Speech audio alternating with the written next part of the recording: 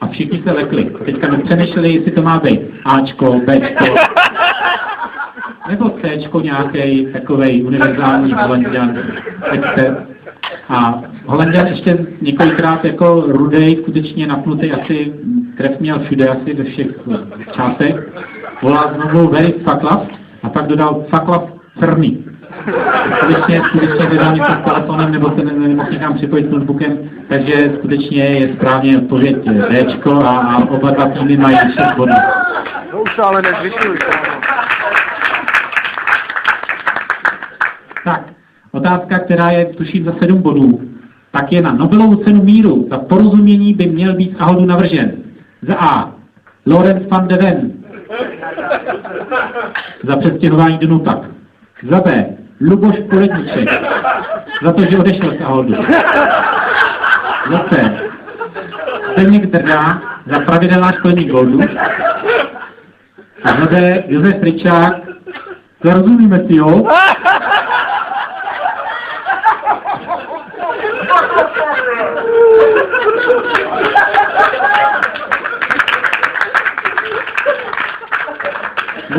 Luboše, Zdeňka ani pana Lorence tu nemáme.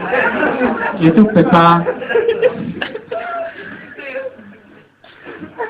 Pepo, promiň.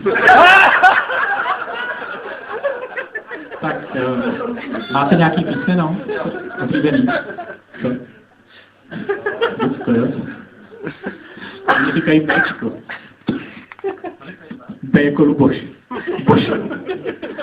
Co myslíte? Dčko. Je to Dčko. Je to Dčko, Pepo. Prosím, obou týmům křičí 7 bodů. A můžeme na další otázku. Sídlo Ahodu v Nupakách mělo číslo popisné. Za A 1A, za B 117, za C 145, za D 148. Otázka za 8 bodů. To je opravdu těžká. Tady vám nepomůže ani Mirek, ani Pepa. Tak, Aleš. Ano. Ano. Tak,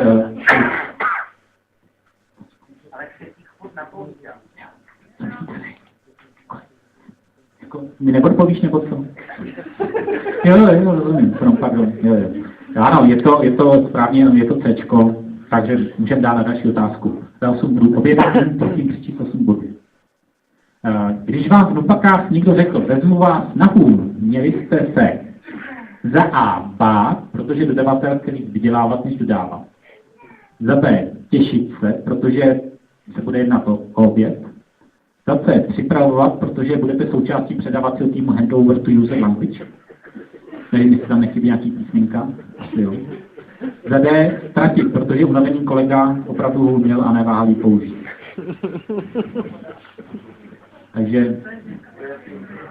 Takže vy, co pamatujete Nupaky, tak si možná vzpomenete.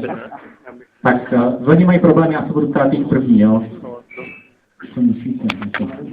Tak se radí, jo? Můžete mít nápovědu i z toho. Pozor, je to těžká otázka, je to za 9 bodů, no. Tady už jde o hodně. Jo? Počkej, až se potě ještě hodně. Ještě. Ne, tak oni vědí právě. No jsou si jistí. Ale oni taky vědí, ale tak chci říct první teda. Bude to za 9. No, to je otázka za 9. Tak jo, tak. Jasně, tady kolegové 20 v pohodě. Ale tak. Nejde strach, to je všechno v pořádku. Kolik? Jo? Dobře, Ačko teda, jo? Musíte vy. Dobře, tak jo, tak jsou oba dva za 9 bodů, jasně, byla to hospoda na holi, myslím, že se jmenuje v Průhonicích. Hospoda se jmenuje v holi nebo na holi a řekl si, kdo jede na hůl, tak prostě se bral na hůl. Tak jo, takže obou dvou týmům přičtete prosím 9 bodů. A 10. A tato otázka, pozor, tady nejtěžší, to je za 10 bodů. tak je za A poslední, za B 10. Za C hloupá, za D rozhodující. A teď jsem zvědav teda, jakoby teď jde skutečně o logiku. Ne o dobrý vychování, o logiku, jako skutečně. Teď pro vás bude tato odpověď, jak budete odpovídat, tak je rozhodující. Takže jestli to dobře rozmyslete, jak si to odpovědět. Tady ta cena je taková, ten tým, který vyhraje, tak dostane samozřejmě tu hlavní, o co tu jde, jo. Dostane prostě tu 10 toho Praho-Brna. Je teplá. Vozil se být celý den v autě a strašně to drncalo. Takhle to tam celou dobu drncalo. A bude to za korunu z flašky. Pro celý tým. A ten, jako cena útěchy, tak prostě bude. Takže si rozmyslete, jak odpovíte. Takže máte už odpovědi připravený? Jo. To já jsem neřekl, to nikdy neřekl právě. To je jako zajímavý výšněkový pochod, ale teď jsem říkal o těch cenách, jo? Že skutečně možná tam je odpověď nějaká, jo? Na tom, že je rozhodující. Ona může být hloupá, ale zároveň rozhodující. Takže když... Jo? Dobře, tak co myslíte vy?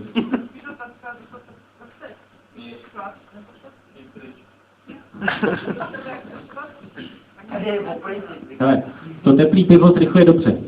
Šláčka taky. Dobře, tak co myslíte za odpověď teda? Bčko. Jo. Takhle, jo? Stačí to. Co myslíte vy? Tak,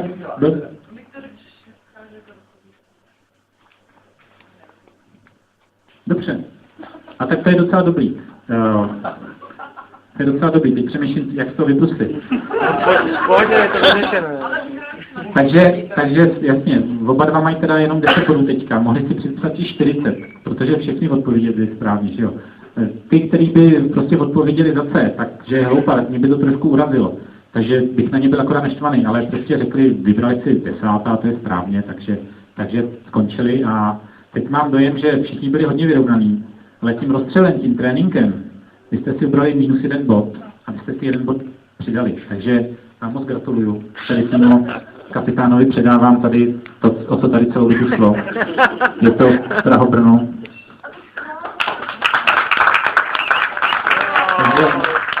Takže vy poražení, vy tady jako uznejte soupeře za vítěze a kapitán...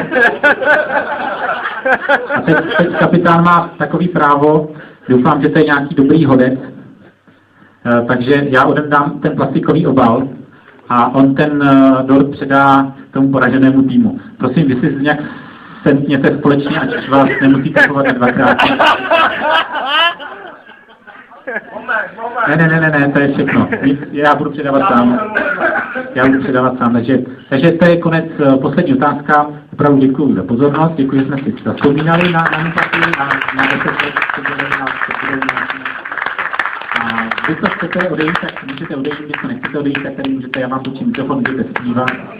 A kapitánku, tady je vaše výhra, už se naučit, co se dá dělat. Půjdete příště, to pivo bude příště, ne?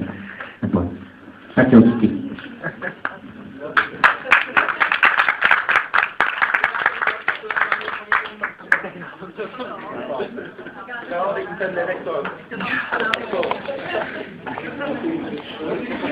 Já jsem neřekl, že ani to netoří.